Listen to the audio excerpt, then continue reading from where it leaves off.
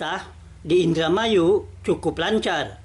Bekerja sama dengan pengurus Pergerakan Mahasiswa Islam Indonesia Kabupaten Indramayu, pelatihan jurnalistik TV digelar bersama. Bagaimana menjadi reporter TV, kameramen yang handal dipraktekkan secara langsung di lapangan dengan mewawancarai Rektor Universitas Wiralodra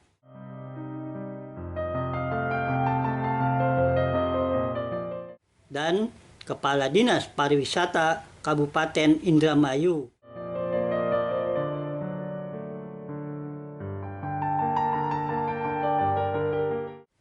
Ditutup dengan pengenalan lebih jauh tentang misi utama Imam Mahdi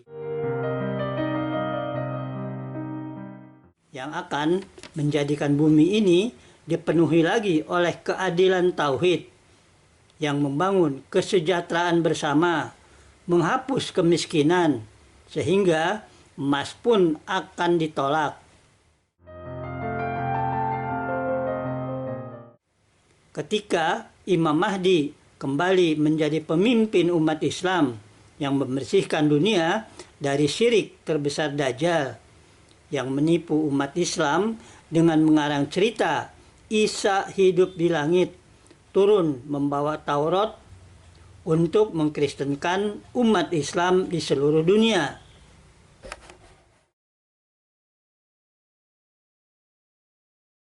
Alhamdulillah, secara umum masyarakat sudah bisa menilai bahwa Jemaat Ahmadiyah itu memang betul-betul suatu jemaat ilahi yang memang ajarannya tidak pernah menyimpang dari apa yang disampaikan Nabi besar Muhammad SAW. Jadi dari situ mereka menyadari bahwa apa yang disampaikan Nabi besar Muhammad SAW diikuti oleh imam kami, Imam Mahdi. Itulah mereka mulai melihatnya.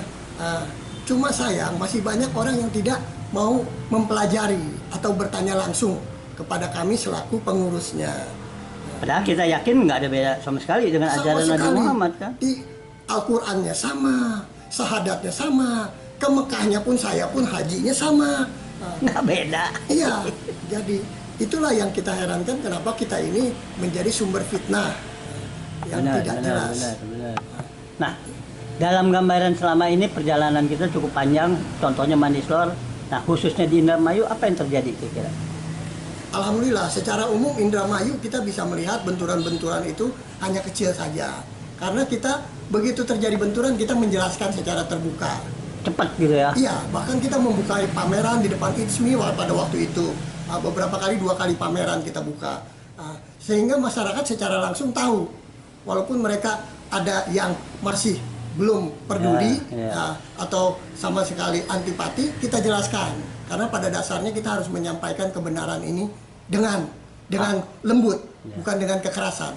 Karena imam kami, yaitu pengikut Nabi besar Muhammad SAW, mengajari bahwa kami sampaikanlah dengan lembut dan kasih sayang. Ya, dan terjadilah hal-hal yang mungkin Bapak anggap cukup bagus respon mereka. Alhamdulillah, untuk di daerah sini mereka tidak mempermasalahkan tentang Jemaat Ahmadiyah untuk Indramayu Kota. Karena pada dasarnya kami selalu care dan terbuka, begitupun terhadap aparat. Dan memang kita organisasi terpimpin dan legalitasnya jelas. Jadi untuk apa kita tutup-tutupi? Karena yang kita simpan ini adalah kebaikan. Kita tidak menyimpan kesalahan dan kita harus membuka kebaikan itu untuk demi umat. Kata lainnya, sikap dan langkah dari pengurus di sini menjelaskan pada masyarakat cukup diterima dengan baik. Alhamdulillah diterima dengan baik. Mereka paham dan kami selalu terbuka. Seandainya mereka perlu penjelaskan, bahkan kami juga siap untuk mengadakan silaturahmi. Dan hubungan kita selama ini dengan pejabat ataupun polisi ataupun tentara lah cukup bagus. Alhamdulillah Pak, kami dengan aparat terjalin hubungan. Bahkan kami pernah menyerahkan SK kepengurusan kami di Polres. Nah, itu perlu mereka tahu ya, tanpa diminta. Iya, karena kami bukan organisasi ilegal. Kami organisasi legal yang punya dasar hukum, yaitu SK Menteri Kehakiman. Ya itu udah kuat sekali kan, resmi kita kan. Betul.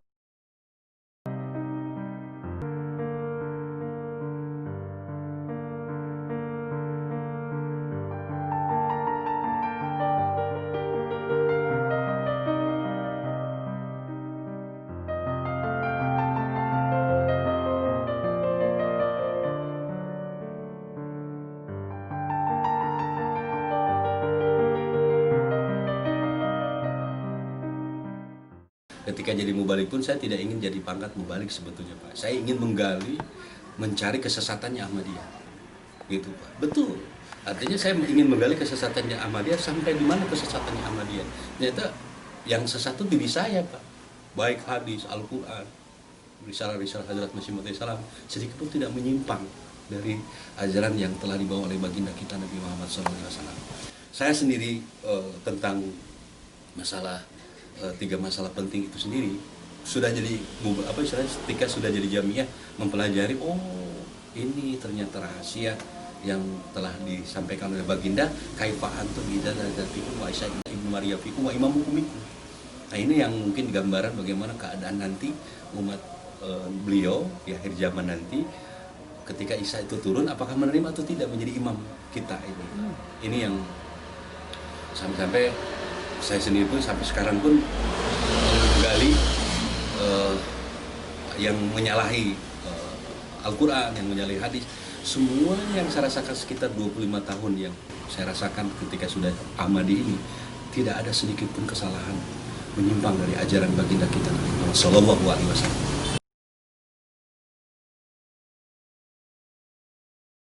Bapak merasa tenang sini?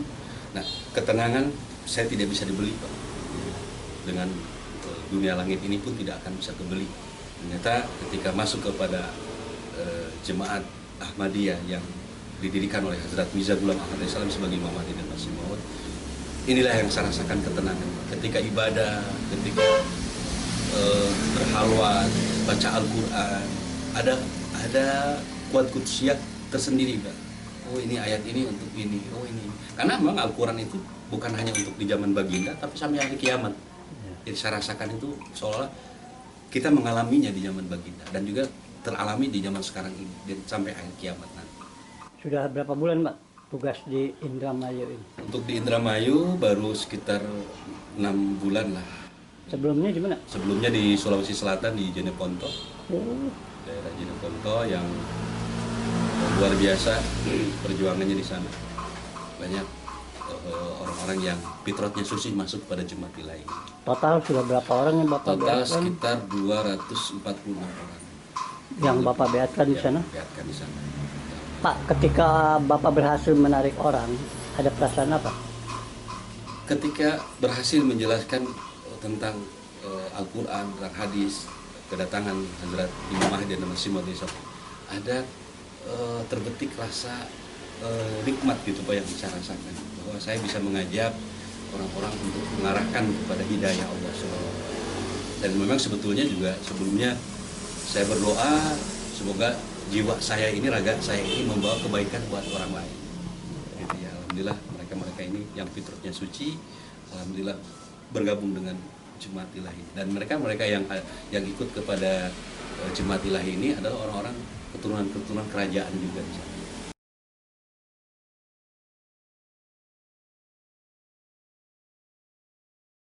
Saya masuk ke jemaat Ahmadiyah pengikut Imam Mahdi tahun 98 di bulan November. Saya mendapatkan kasyaf atau mimpi setengah tidak sadar. Saya pribadi keluar dalam jasad saya sendiri, menunjuk-nunjuk saya pribadi di jam 1:30 malam Jumat pada saat itu, bahwa zaman sekarang sudah zamannya Imam Mahdi. Jadi kalau kamu tidak beat atau mengikuti Imam Mahdi, nanti kamu suatu saat akan berlaga menjadi Tuhan. Dari kasyaf inilah saya terdorong untuk mengikuti ajaran yang dibawa oleh Hazrat Mirza Ghulam Ahmad salam sebagai Imam Mahdi dan Masih Maud. Tapi sebelumnya udah pernah dengar tentang Imam Mahdi? Sekitar 10 atau 11 tahun saya sudah mempelajari Ahmadiyah tentang Imam Mahdinya. Jadi sekitar 11 tahun Pak, menanyakan, membaca risalah dan juga hadis-hadis yang mutawatir, yang banyak ada hadis yang itu, tapi tidak mengarahkan ke sini.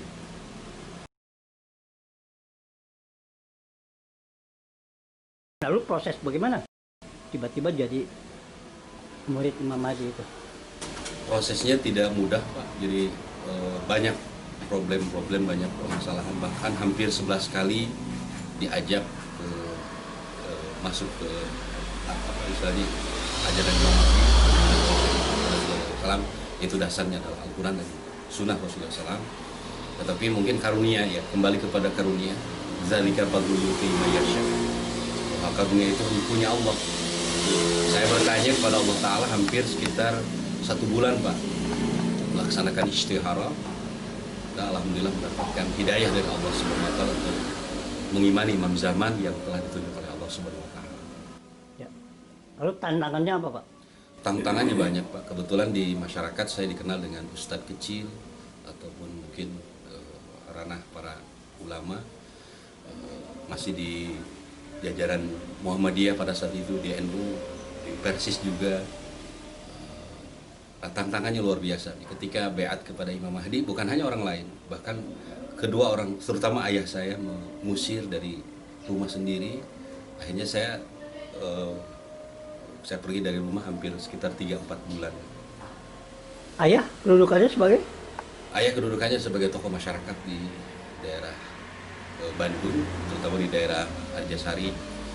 Alhamdulillah beliau diterima oleh masyarakat sebagai orang yang terpercaya, orang yang berilmu. Tapi ketika saya masuk Ahmadi, ketika banyak perdebatan, banyak dialog, akhirnya dia mengatakan, ya kalau kamu mau tinggal di rumah ya silakan, tapi kelalah dari pengikutnya Imam Mahdi itu. Saya hampir sekitar 6-7 bulan di masjid sebagai ahli sufah. Alhamdulillah dengan doa-doa saya dipanggil lagi oleh ayah saya untuk kembali ke rumah. Dipanggil ya? Dipanggil lagi oleh ayah saya untuk kembali ke rumah karena memutuskan silaturahmi itu kan dosa kan. Hanya kita perubahannya banyak Pak.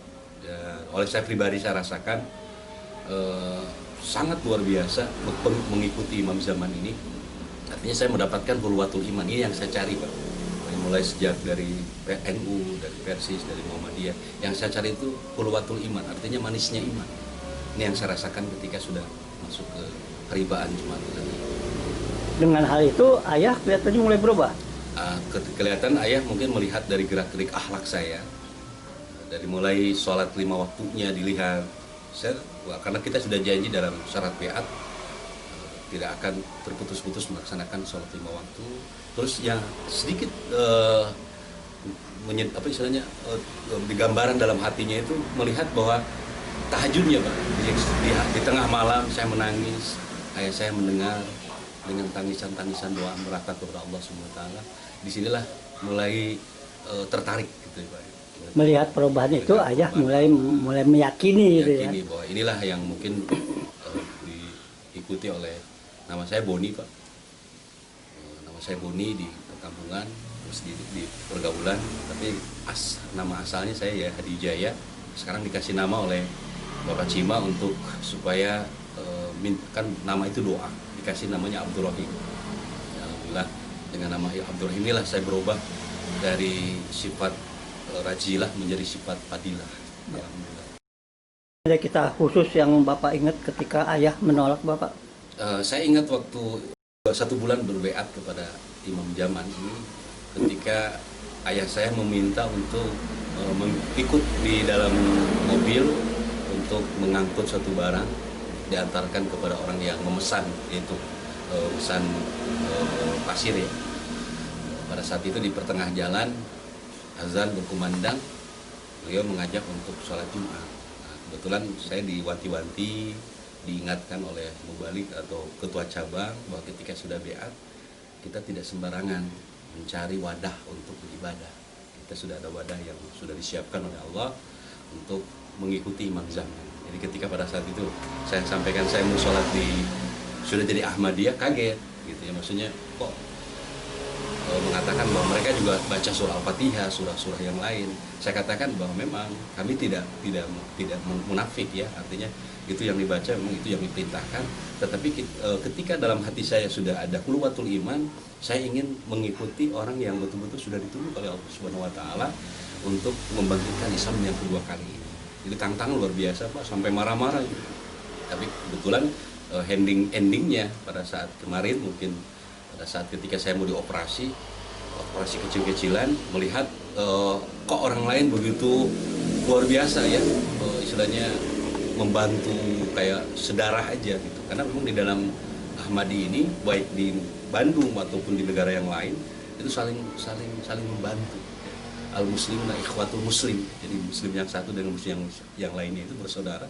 Betul-betul di dalam Ahmadiyah ini, di pengikut Imam Zaman ini itu diutamakan, Pak. Saling membantu. Itu yang dilihat oleh ayah. Ayah. Jadi merasa menangis, Pak, pada saat waktu sholat subuh menangis. Dan saya tanyakan ketika sudah sholat, kenapa ayah? Saya saja yang ayahnya, yang darahnya ada di dalam kamu, sedikit pun tidak ada, sedikit pun ada rasa peduli. Tapi ketika Bapak Saidul Kohar pada saat itu dan juga Bapak Mubalik begitu luar biasa, Pak, dari sampai 1 minggu itu ngebantu saya, mungkin melihat bagaimana kekompakan. Inilah sebetulnya Islam, Pak. Islam yang digambarkan oleh baginda kita Nabi Muhammad Shallallahu Alaihi Wasallam, harus saling bantu satu sama lain. Ada rasa persaudaraan Ada rasa yang tinggi yang di situ ya. Inilah yang tergugah di hati Ayah itu ya. saya. Memang karena tidak istilahnya tidak dibuat-buat, betul-betul keluar dari Ya. hati sanubari yang ikhlas, yang tulus. Inilah yang dasarnya, Pak. Selama ini beliau belum melihat itu. Selama ini belum lihat Di luar Ahmadiyah. Di luar Ahmadiyah yang begitu luar biasa, satu sama lain saling membantu, saling bukan orang lain malah jadi saudara, jadi orang tua. Ini yang membuat hatinya tertarik gitu, dengan jemaat ilahi. Lalu proses untuk beliau tiba-tiba masuk, Pak? Nah, prosesnya cukup lama, Pak, hampir sekitar 15 tahun. Di akhir endingnya 2018 kemarin di bulan Januari, beliau menelepon ke saya untuk ikut bergabung. Jadi kebetulan beliau juga dapat mimpi, Pak. Dapat mimpi bahwa banyak wadah-wadah yang dalam mimpinya. Islam itu berkotak-kotak wadah-wadah, tapi ada wadah yang jernih, yang putih. Di situ terjaga oleh para penjaga gitu ya. Disitulah beliau melihat dan ada tulisan Imam Mahdi gitu ya. Benderanya bendera Maratul Masih. Dipanggil ke ayah saya bahwa wahai Maman namanya ya, dipanggil, kamu sudah harus ikut dengan anakmu yang pengikutnya Imam Zaman, Imam Mahdi, yang telah dicabdakan oleh baginda kita Nabi Muhammad SAW.